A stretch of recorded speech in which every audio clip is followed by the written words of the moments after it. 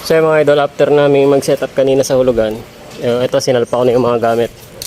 Ito naman yung setup ngayon sa Amaya. Yan, so pawis na pawis ako. So, after na ito, half-bath muna tayo. Kasi on the way na rin tayo papuntang Amaya. So ito yung gamit namin. Yan, fully pa kami. Meron siyang buffet equipment. Tapos 8.5 package, silver package yung kinuha niya. Yan, so puno. So update na lang pag nasa venue na. Kasi baka buot na kami ng ulan. And anong oras na rin. So babu.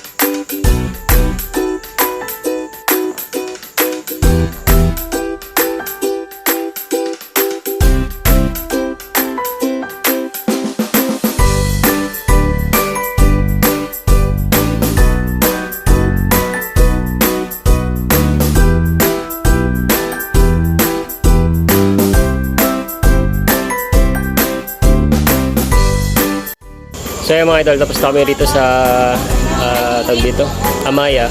So ito na, yung pinaka-final. And magbabaklas na kami dun sa hulugan.